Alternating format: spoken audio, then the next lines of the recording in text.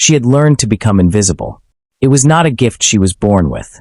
In Lagos, Chinenye Christian had been many things: loud, brilliant, certain. She had walked the halls of the National Forensic Institute with her head up and her lab coat pressed flat. The kind of woman who corrected senior colleagues in meetings and did not apologize for it afterward. She had believed, with the clean confidence of someone who had never been truly hurt, that truth was a thing worth fighting for. That was before the truth had cost her everything. It had started small, the way most disasters do. A routine toxicology report. A sample from a government warehouse fire in Apapa that had killed 11 dock workers. The official finding was accidental: faulty wiring, old cables, bad luck. But under Chinenye's microscope, the chemical story was different. The residue on the surviving wall panels told her that the fire had been started deliberately, fed by an accelerant that had been mixed with something far more specific. Something that targeted the lungs. Something that had been made, not spilled. She filed her report. She named her findings clearly and without drama, the way she had been trained to do. Within 2 weeks, her supervisor called her into his office and told her, very quietly, that her contract would not be renewed. Within a month, the report had been altered. Within 3 months, her father, a retired civil servant who had co-signed her student loans and her apartment lease, was being investigated for financial fraud. Charges that appeared from nowhere. Charges that vanished just as quickly, but not before they had swallowed his pension and his reputation whole. She understood then what had happened. Not a mistake. A message. She left Nigeria on a one-way ticket with 2 suitcases and the kind of grief that does not make you cry. It makes you careful. Seoul had not been the plan. There had been no plan. There had only been a contact. A woman she had met once at a chemistry conference in Nairobi, who knew someone who managed the Hanol Club and needed staff who were discreet, hardworking, and asked no questions. Chinenye was all 3 things now. She had practiced until she was. The job was simple on the surface. Arrive before the first guest. Press her uniform. Memorize the evening's menu. Move through the room like furniture, present but unnoticed, useful but forgettable. The club served a particular kind of clientele. Men and women for whom privacy was not a preference but a requirement. No one asked where she was from. No one asked what she had studied. She was the woman who refilled the tea and cleared the plates and kept her eyes at table level, and that was all she allowed herself to be. But old habits do not die because you need them to. Her eyes still moved the way a scientist's eyes move, scanning, sorting, cataloging. She noticed things without meaning to. The slight tremor in a man's left hand that suggested early nerve damage. The faint yellow tint in another guest's eyes that pointed to a liver working too hard. The way a certain woman always sat with her back to the wall and her chair angled toward the exit. Not rudeness, but training. The room was always, to Chinenye, a collection of data. She could not turn it off. She had stopped trying. What she had turned off was the part that acted on what she saw. That part of her had died in a supervisor's office in Lagos, killed by the understanding that being right was not the same as being safe. That speaking up did not clean the world. It only dirted you. She had drawn a clear, hard line inside herself. Observe, record, and say nothing. It was the only version of her old life she could still afford to carry. She thought about her father most on slow nights. The way he used to call her his small professor. The way he had framed her university acceptance letter and hung it in the sitting room where everyone could see it. That frame was gone now. The wall where it had hung was gone too. The house sold to cover legal fees for charges that were never even proven. She carried that with her into every shift. Not loudly. Not in a way that showed. Just as a weight she had learned to walk straight under. She was very good at her job. She was very good at being nobody. She had been nobody for 2 years, 3 months, and 11 days when she saw the shimmer on the chopsticks. She always knew when someone important was coming before they arrived. It was not magic. It was the room. The way the other staff moved faster without being told. The way the head manager, Mr. O, stopped his usual slow walk and began making sharp, tight laps between the kitchen door and the entrance. The way the guards, 2 of them tonight, stationed at either end of the corridor, straightened their backs and reset their expressions into something harder and more careful. Chinenye noticed all of it. She adjusted the last water glass on table 7, aligned it with the edge of the placement mat, and took one quiet step back into her position near the wall. Kim Jae-hoon entered at exactly 8:15. She had heard his name spoken in the club before, always in the same tone people used for whether they were afraid of, low, careful, and never for long. He was younger than she had expected, early 40s, perhaps, with the kind of stillness that did not come from calm but from complete control. He wore a dark suit with no tie. His collar open just enough to show the edge of a tattoo climbing the left side of his neck, dark ink, fine lines, the tail of something larger hidden beneath the fabric. His face was even and unreadable. His eyes moved across the room once, quickly, the way a person checks a space not for beauty but for exits. He sat at the center table without being guided to it. It was clearly already his. 4 men came in with him. 2 took positions near the door. 2 sat at the table, one on his right, one on his left. Chinenye poured the first round of tea without being asked, moving with the steady, practiced calm she had spent 2 years building. As she set the cup to Jae-hoon's right, she allowed herself one breath of proper observation. The man on his right was young and watchful, a bodyguard by posture and placement, back straight, hands visible, eyes on the room rather than the table. He was not interesting. The man on his left was. Kwon Dae-shik was perhaps 50, with a wide, comfortable face and the relaxed shoulders of someone who had long ago decided he had nothing to prove. He laughed easily. He leaned toward Jae-hoon when he spoke, close in the way that only old trust allows. He poured his own tea and then, without being asked, refilled Jae-hoon's cup, a small, familiar gesture. The gesture of a man who had sat at this table many times before. Chinenye stepped back to her position and watched in the way she had trained herself to watch. Without staring, without expression, with only the quiet. Recording part of her mind switched on. Something was wrong with Dae-shik. She could not have explained it immediately in words. Only in the language of small signals that her training had taught her to read. His laugh was half a second too fast, the kind of laugh that arrives before the joke has fully landed, the laugh of a man performing ease rather than feeling it. His eyes, when Jae-hoon looked away, did not soften the way a comfortable man's eyes soften. They went somewhere else entirely, somewhere flat and calculating, like a screen that turns dark the moment no one is looking at it. His hands were steady. That was the strangest part. Most people, when they carry fear or guilt, show it in small tremors, in overcorrected stillness. Dae-shik's hands were simply and completely still, resting near his utensils with a relaxed weight that felt, to Chinenye's trained eye, less like peace and more like preparation. She had seen hands like that once before, in a courtroom in Lagos, on a man who had paid for 11 deaths and sat through his own testimony without blinking. She told herself it was not her business. She collected the bread plates from the neighboring table and returned to the service station, keeping her movements even and unhurried. She was nobody. She was furniture. Whatever was sitting at table 7 was not her concern, and the small alarm moving quietly through her chest was just the ghost of a career she had buried a long time ago. She believed that for exactly another 4 minutes. Then she went to refill the tea, and the light above the table caught the chopsticks at a low angle, and she saw it, faint, cold, and unmistakable. Green. Her hand did not shake. That surprised her later, when she thought back on it. Every other part of her had come violently awake. Her pulse, her breathing, the sharp flood of focus behind her eyes, but her hand, holding the teapot, remained perfectly still. She had learned that kind of control in a laboratory. She was grateful for it now. The shimmer was not obvious. That was the frightening part. To anyone else in the room, the chopsticks were simply chopsticks, lacquered black. Elegant, unremarkable. But the overhead light had caught them at exactly the right angle, and for just a moment, just one thin second, she had seen it. A faint green glow clinging to the lower third of both sticks. So subtle, it was almost a trick of the light. Almost. Chinenye finished pouring the tea. She set the pot down on the service tray beside her. She took one careful step back and clasped her hands behind her, the way she always stood, the way she had been trained to stand, still, quiet, invisible. Inside her mind, she was running.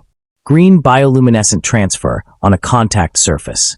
She sorted through everything she knew the way you sort through a drawer you have opened 100 times, quickly, without needing to look. Most poisons left no visible trace at all. The ones that did were rare, and the ones that glowed under certain light conditions were rarer still. There were perhaps 4 compounds she had ever encountered in her career that behaved this way under standard warm incandescent light.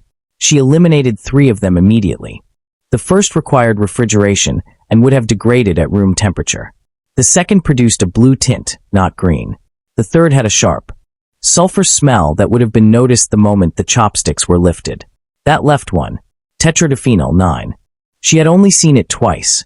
Once in a research paper authored by a Japanese biochemist who had since disappeared from all academic records, and once in an evidence sample from a political assassination case in Abuja that had been quietly closed before trial. It was a synthetic neurotoxin, engineered for contact absorption through skin or mucous membrane. It needed no injection, no ingestion. The simple act of holding the chopsticks, the pressure of fingers against the treated surface, was enough to begin the transfer. Once it reached the lips, it would cross into the bloodstream within seconds. It would look, to every person in the room, like a sudden heart attack. Chinenye's eyes moved to Jae-hoon's hands.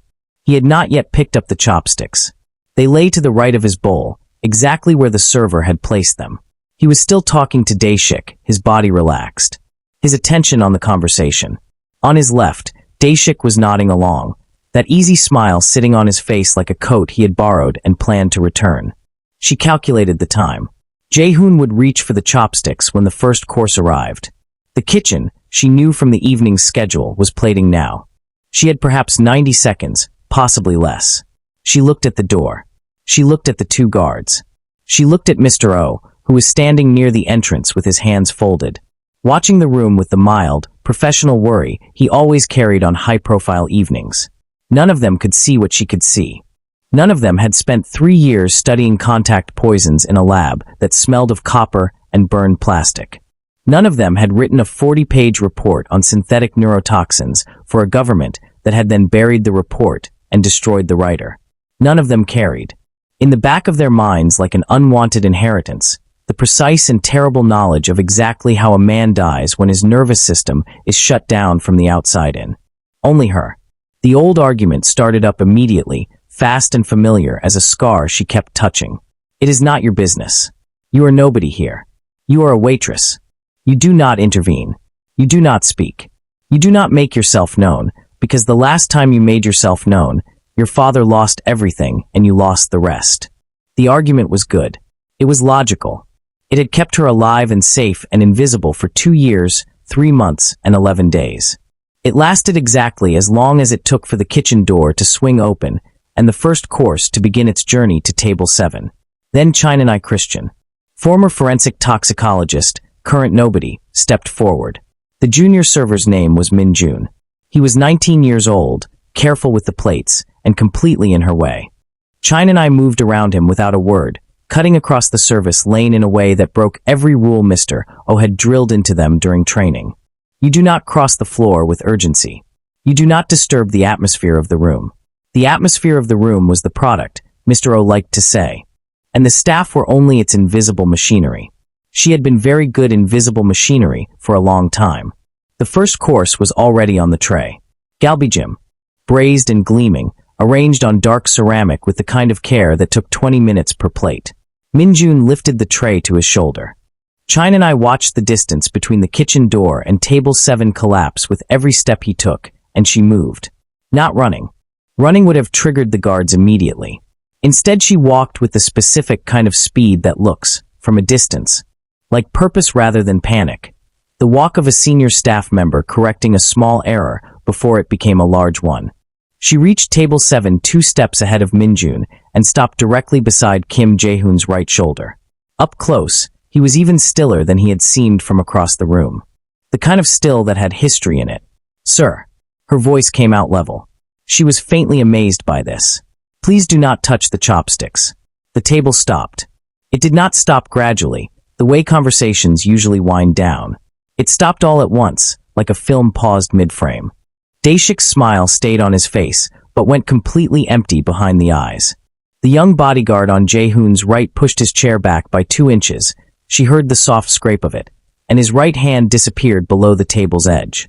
Near the door, she felt rather than saw the 2 standing guards come to attention. Jae-hoon himself did not move at all. He looked up at her with a calm that was almost worse than anger, the kind of calm that meant he was deciding something. "What did you say?" His Korean was low and very clear. Her Korean was functional, built from 18 months of necessity rather than study. She hoped it was enough. The chopsticks, she said, keeping her eyes on his face and not on Daeshik, because looking at Daeshik now would tell him too much too soon. There is something on them. A compound. Please do not touch them with your hands or your mouth. 1 second passed. 2. Then Mr. O was at her elbow, arriving with the speed of a man whose entire career had just been threatened. I apologize deeply, Mr. Kim. She is new, He reached for Chinenye's arm. Don't. Jae-hoon said it quietly, without looking at Mr. O. His eyes had not left Chinenye's face. There was something moving in them now. Not warmth, not softness, but a sharp, assessing intelligence that reminded her, strangely, of the way her old professor used to look at an unexpected test result. Not angry. Interested. You are a waitress, he said. It was not quite a question. Yes, she said. And you are telling me that my chopsticks are dangerous. Yes. Why should I believe you? It was a fair question. She had approximately 30 seconds before the situation moved in a direction she could not control. She did not look at the guards. She did not look at Daeshik. She looked at the chopsticks lying to Jae-hoon's right, perfectly still, perfectly beautiful, carrying their invisible cargo with complete patience. Because I am the only person at this table, she said, who knows what they are looking at. Something shifted in the room. She could not have described it precisely. A change in pressure, like the moment before a storm decides which direction to move. Jae-hoon studied her for one long moment, then looked down at the chopsticks without touching them. Then he looked, slowly and deliberately, at the man on his left. Daeshik's comfortable face had gone very careful. The smile was still there, technically, but the warmth had drained out of it completely, the way color drains from a face when the blood stops moving. His still hands were a little too still now. His relaxed shoulders had risen by a fraction. Not much, but enough. Enough for a man like Jae-hoon, who had spent his life reading rooms, to read it clearly. The silence that followed was the loudest thing Chinenye had ever heard. She had shattered the protocol of the room completely, and there was no putting it back together. Whatever life she had built inside these walls, the careful invisibility, the safe silence, the 2 years of practiced nobody, it was gone. She had known it would be, from the moment she took the first step. She had stepped forward anyway. Prove it. 2 words. Jae-hoon did not raise his voice to say them. He did not need to. The room was so completely quiet that even the soft settle of the air conditioning felt loud. Chinenye had expected this.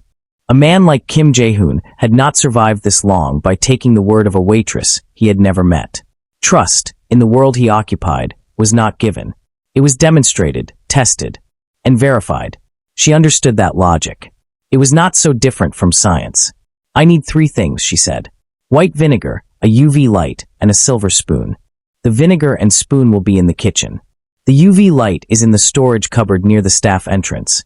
Your manager uses it to check linen for staining. She felt Mr. O stiffen beside her. She did not look at him. Jae-hoon considered her for a moment. Then he said one word to the young bodyguard on his right, and the man moved. Nobody spoke while they waited. Daeshik had not moved from his seat. He sat with the particular stillness of a man who had decided that any movement at all was dangerous. Like someone who has realized they are standing on thin ice, and is afraid that even breathing too hard will crack it. He had not looked directly at Chinenye since Jae-hoon had looked at him. That told her everything she needed to know, but could not yet prove. The bodyguard returned in under 2 minutes. He set a small bottle of rice vinegar, a silver serving spoon, and a handheld UV lamp on the table beside Chinenye. The UV light was the kind used in hotels and restaurants, compact, purple-bulbed, designed for finding things the naked eye could not. Chinenye picked up the UV lamp first. The compound on these chopsticks is only partly visible under normal light, she said, keeping her voice even and clear. The way she used to speak when presenting findings to a review panel. Under UV light, the fluorescent marker in the carrier solution becomes fully visible. She switched the lamp on and held it 6 inches above the chopsticks. The reaction was immediate. The lower third of both chopsticks lit up in a cold, bright green, sharp and unnatural against the dark lacquer, the way a bruise looks wrong against healthy skin. It was no longer subtle. It was no longer something that could be explained away as a trick of the overhead light. It sat there, glowing with a quiet and terrible clarity. And every person at the table who could see it went very still. She heard one of the standing guards near the door say something soft and sharp under his breath. Jae-hoon looked at the green light for a long moment. His face gave away nothing, but she noticed that his right hand, which had been resting on the table, had moved to his lap. The vinegar, she said, will confirm the chemical family. She picked up the silver spoon carefully by its handle, making sure not to touch the bowl of it. Using the very edge of the spoon's bowl, she collected the smallest possible trace of the glowing residue from the upper chopstick. The amount she took was barely visible even under the UV light. She tipped the trace into the bowl of the spoon, then opened the vinegar and added 3 drops. The reaction was not dramatic. There was no smoke, no explosion. No color change bright enough to impress a crowd. What happened was small and precise, a thin, white clouding in the spoon's bowl. Like the way clean water goes faintly opaque when a single drop of milk is added to it. It lasted 4 seconds and then cleared. Acid precipitation, Chinenye said. That white clouding is the protein bonding agent in the toxin breaking down when it meets the acetic acid in the vinegar. A cooking oil or a water-based compound would not do that. A synthetic neurotoxin with a peptide carrier would. She set the spoon down on the tray and switched off the UV lamp. The compound is absorbed through skin contact, she continued, specifically through the fingertips and lips. Whoever prepared these chopsticks intended for you to handle them during the meal, transfer the toxin to your hands, and then, when you ate, complete the path to your bloodstream. It would have presented as cardiac arrest. Fast, clean, and very difficult to trace without a specific panel test. She stopped talking. She had said what needed to be said. Jae-hoon sat back slowly in his chair. He looked at the spoon, at the lamp, at the ordinary bottle of rice vinegar sitting on the white tablecloth of his private dining room. Then he looked at the man on his left. Daeshik was no longer pretending to smile. What happened next took less than 4 minutes. It felt much longer. Jae-hoon did not shout. He did not stand up or overturn the table or do any of the things that anger, in Chinenye's experience, usually made people do. He simply turned to look at Daeshik with the same quiet, measuring expression he had used on everything else tonight. The room, the chopsticks, the glowing spoon, and that stillness, that complete absence of heat, was somehow worse than shouting would have been. Daeshik broke first. It was not a dramatic breaking. There was no confession, no tears, no outburst. It was smaller than that and sadder, a single long breath that left his body and seemed to take something essential with it. His shoulders dropped. The careful, borrowed stillness he had been holding all evening finally gave way, and what was left underneath was just a tired, older man who had made a decision he could not take back and had known, probably for some time, that it would end exactly like this. He said something in Korean, low, direct, with no plea in it. Chinenye did not catch all of it. Her Korean was functional, not fluent, but she understood enough. It was not an apology. It was closer to an explanation. The kind a person offers not because they expect forgiveness, but because silence, at the very end, becomes unbearable. Jae-hoon listened without interrupting. When Daeshik finished, Jae-hoon nodded once. Just once. Then he looked at the 2 guards near the door and said 4 words. The guards moved. Chinenye looked away. She was a scientist, not a soldier, and there are certain things that a person who wants to remain a scientist should not watch. She heard the sounds of a chair scraping back, a brief and one-sided struggle, and then the soft, final click of the private dining room's side door closing behind 3 sets of footsteps. Then there was silence again. Mr. O had gone the color of old paper. He stood near the service wall with his hands clasped tightly in front of him, staring at the middle distance with the expression of a man mentally composing his resignation letter. Minjun had vanished entirely, back to the kitchen, Chinenye assumed, which was the only sensible place to be right now. She was still standing beside table 7. She was not sure why she had not moved. Perhaps because moving felt like a decision, and every decision she made tonight seemed to be permanently closing doors behind her. Jae-hoon turned back to her. Sit down, he said. She looked at the empty chair to his left, Daeshik's chair. Something about sitting in it felt deeply wrong. She pulled out the chair to his right instead, the bodyguard's chair, and sat down with her hands in her lap and her back straight. Jae-hoon studied her the way he had been studying her since she first spoke. That careful, assessing attention that took things apart quietly to see how they worked. You are not a waitress, he said. It was not a question this time. I am tonight, she said. Before tonight. She considered lying. It would have been easy enough, a story half-built from half-truths. The kind she had been carrying in her back pocket for 2 years in case anyone asked too many questions. But the UV lamp was still on the table. The silver spoon with its dried residue was still on the tray. She had already shown him exactly what kind of mind she had. Lying now would only insult them both. Forensic toxicologist, she said. Lagos. Until 3 years ago. Something moved briefly in his expression. Not surprise exactly. More like the satisfaction of a calculation confirmed. And now you clear plates. And now I clear plates, she agreed. He was quiet for a moment. Around them, the room sat in a state of suspended disorder. The first course still on its tray, the ruined chopsticks sealed now inside a linen napkin that one of the guards had provided. The vinegar bottle still open on the table. Then Jae-hoon said, "You understand what you have done tonight." It was not a compliment or a warning. It was simply a fact being laid on the table between them, the way evidence is laid out, clearly, without decoration. She understood perfectly. She had stepped out of the shadows, and in doing so had made herself known to a man whose world ran entirely on knowing things about people. She was no longer invisible. She was no longer safe in the quiet, limited way she had been safe before. She had saved his life, and in the same breath had placed her own in his hands. One kind of danger had ended at table 7 tonight. A much larger kind had just pulled up a chair. He rolled up his sleeve without any announcement. The way a person uncovers something they have shown before and are neither proud nor ashamed of, simply factual about. The tattoo began at his wrist and traveled up his forearm in dense, deliberate lines. It was not decorative in the way that tattoos are sometimes decorative. It was documentary. Each element had the careful precision of something recorded rather than designed. Names in small Hanja script running along the inner arm. A series of interlocking symbols that she did not fully understand, but recognized as the kind of marking that meant belonging, history, and cost. Near the inside of his elbow, where the lines gathered and darkened, was a single image, a scale. The kind used for weighing. One side carried a sword. The other carried nothing at all. He let her look for a moment, then set his sleeve back down. "I was 17 when I received the first one," he said. "I did not choose this life the way people choose a career. I was born adjacent to it, and I stepped in the rest of the way before I understood what stepping in meant." He said it without self-pity, which made it land harder than self-pity would have. By the time I understood, I had already become useful to people who do not release useful things. Chinenye said nothing.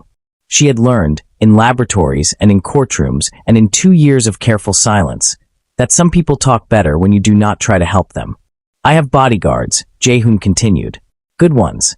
They protect me from bullets and from men with bad intentions who are clumsy enough to show those intentions openly.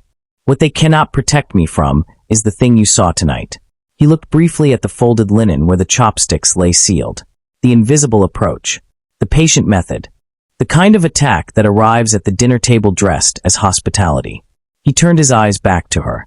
"Daeshik sat at my table for 11 years, he said. 11 years. He knew the name of my mother. He attended my nephew's school graduation.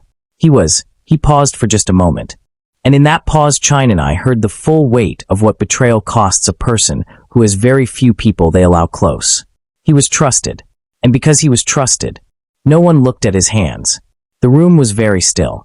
Outside the private dining room, she could hear the distant, ordinary sounds of the club continuing its evening, the soft movement of staff, the low murmur of other guests in other rooms, a world going on as normal 6 walls away. "I looked," Chinenye said quietly. She had not planned to say it. It came out simply, like a fact. "You looked," Jae-hoon agreed, "with training that took years to build. In a country that then punished you for using it. You looked, and you acted. And because of that I am sitting here having this conversation instead of being carried out of it." He folded his hands on the table. The scale tattoo disappeared under his cuff. "I want to offer you a position," he said. "Not as a waitress. Not as a bodyguard. I have those. What I do not have is someone who understands the science of harm, who can look at a room, a meal, a contract, a supply chain, and see the invisible dangers before they arrive at the table. Someone who thinks in compounds and reactions and evidence rather than muscle and threat." He paused. "I am told the word in your field is consultant. In mine the closest word is shield. But what I would call you, if you accept it, is alchemist. Someone who takes dangerous raw materials and turns them into something that protects rather than destroys. Chinenye looked at the table. At the sealed linen, the empty chair to Jae-hoon's left, the vinegar bottle still standing open with its sharp, clean smell cutting quietly through the air. She thought about her father's sitting room, the empty wall where the frame had hung. The way a life that has been carefully dismantled leaves a particular kind of quietness behind. Not peaceful, but hollowed out. She thought about what it had felt like just 1 hour ago to step forward. Not the fear of it. The other part. The part underneath the fear that she had not felt in 3 years. The clean, bright certainty of a mind doing the work it was built to do. I have conditions, she said. Something in Jae-hoon's expression shifted. Not surprise. Something closer to respect, quiet and unannounced. The way the best kinds of respect always are. Tell me, he said. Her first condition had been simple. A proper laboratory. Not a large one. She had worked in large ones and knew that size was vanity. What mattered was precision. She needed a gas chromatograph, a centrifuge, a full spectral analysis kit, and a contained workspace with negative air pressure so that whatever she brought inside it could not drift out. Jae-hoon had it assembled in 72 hours in a clean room on the 4th floor of a building she was told not to ask about. She did not ask. Her second condition had been access. Full, unfiltered access to every piece of information his organization had gathered about the attempt on his life. Names, dates, locations, financial movements, every thread, however thin. That had taken a little longer. Trust, even newly formed and still fragile, moves slower than money. But by the 5th day, the files were on her desk. She started with the chopsticks. The sealed linen had preserved the residue well enough for a primary extraction. She worked slowly and without music. The way she always worked when the problem was serious, her full attention given to the sample, nothing reserved for anything else. The compound confirmed what she had identified at the table. A synthetic neurotoxin with a peptide-bonded carrier molecule, engineered for contact absorption and delayed activation. The delay was important.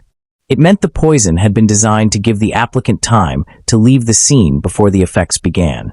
This was not the work of an amateur. She ran the carrier molecule through a structural analysis and compared it against every published and unpublished chemical profile in the 3 databases she still had quiet access to from her Lagos years. 2 of those databases were technically ones she was no longer authorized to use. She used them anyway. Her second condition had included immunity from questions about her methods.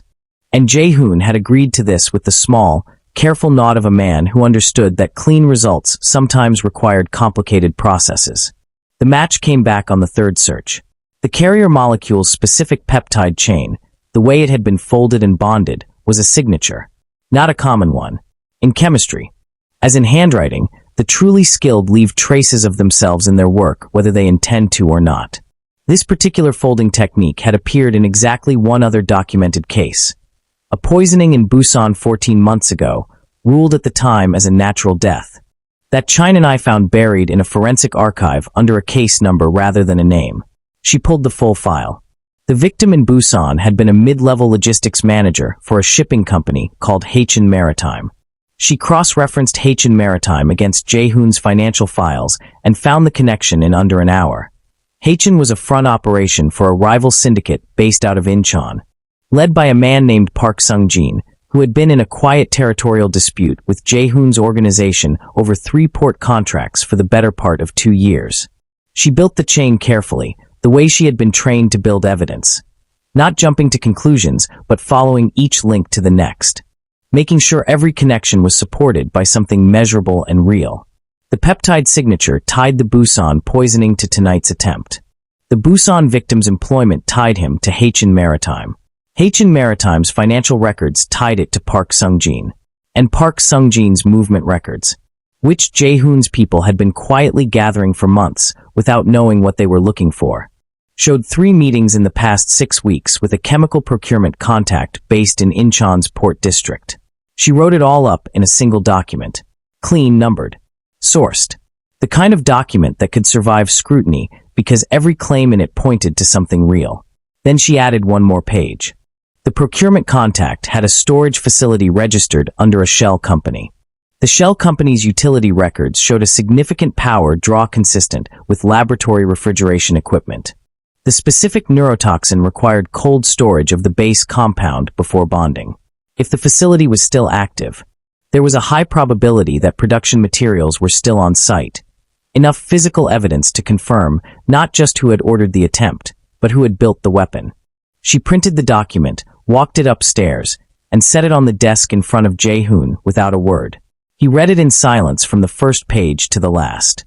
When he finished, he set it down and looked at her with that same quiet, measuring expression she was beginning to understand was simply how he looked at things he considered valuable. "How long?" he said. "5 days," she said. "From a teapot and a linen napkin." He was quiet for a moment. Then he picked up his phone. The counterstrike began that evening.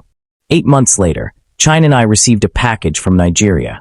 It arrived on a Tuesday morning, set on her lab desk by one of Jae-hoon's staff without comment or ceremony. It was a standard brown envelope, the kind used by government offices across Lagos, with her father's careful handwriting spelling out her name on the front. He had always written her name the same way, both words fully spelled, no shortcuts, as if the complete version of it mattered. As if she mattered completely. She did not open it immediately. She set it to the side and finished the analysis she was running, a routine check on a supply chain sample that had shown irregular readings the day before. She completed her notes, cleaned her instruments, and removed her gloves. Then she sat down and opened the envelope. Inside was a single folded letter and a photograph. The photograph was of her father standing outside the Lagos High Court building. He was wearing his best suit, the dark blue one he kept for important occasions, and he was not smiling exactly, but his face carried something better than a smile. It carried the specific, quiet dignity of a man who has been told, officially and in writing, that he was right all along. Behind him, slightly out of focus, were 2 lawyers Chinenye recognized. She had hired them herself, through a financial channel that passed through 3 countries before it reached Lagos. Funded by the consulting fee, Jae-hoon paid her each month with the punctual reliability of a man who understood the value of keeping good people. The letter was short. Her father had never been a man who used more words than necessary. He wrote that the charges had been formally withdrawn. He wrote that the pension board had agreed to a full restoration of his benefits. He wrote that the framed letter, her university acceptance letter, had been found in a box in her aunt's house where her mother had stored it years ago, and that he had rehung it on the wall. He wrote, "I always knew you would find the way back." Chinenye folded the letter along its original creases and held it in both hands for a moment. Outside the lab's single high window, Seoul was doing what Seoul did in the early morning, moving fast, building noise, filling itself up with purpose and motion. She had grown fond of this city in the way you grow fond of a place that asked nothing of you while you were rebuilding yourself. It had given her space and cold air, and the particular freedom of being completely unknown. She was not unknown anymore, but the freedom, surprisingly, had stayed. She thought about the version of herself that had arrived here 2 years ago with 2 suitcases and a grief that did not make you cry. That woman had been brilliant and broken in equal measure, carrying her expertise like a wound, something that had once made her visible and then made her a target. She had folded herself down to the smallest possible shape and called it survival. She understood now that it had only ever been waiting. The lab around her was orderly and precise, instruments in their places, samples labeled in her own hand. The faint smell of reagents that she had loved since her first university chemistry class and never stopped loving. On the desk beside her current workstation sat a thin stack of open case files. A suspected contamination in a pharmaceutical supply line in Singapore. A financial poison, her term for the invisible corruption hidden inside a legal contract that Jae-hoon's legal team needed translated into plain scientific language. And a preliminary analysis request from an anti-corruption organization in Nairobi that had reached out, quietly and carefully, through a contact who knew what she could do. That last one she had accepted the same day it arrived. She was not only Jae-hoon's alchemist. That had been her third condition, stated plainly on the night of the proposal and agreed to without argument. That her skills belonged to her first. That she would choose, case by case, what she used them for. That no contract, however well paid, would require her to look away from something that needed to be seen. She placed her father's photograph against the small stand beside her microscope, where she would see it every morning when she started work. Then she opened the Singapore file, pulled on a fresh pair of gloves, and began Death did not always arrive with a roar. She knew that better than anyone, but neither, it turned out, did justice. Sometimes it arrived quietly on a Tuesday morning in a brown envelope with your name written out in full, both words. No shortcuts, by the hand of someone who had always believed you were worth the complete version.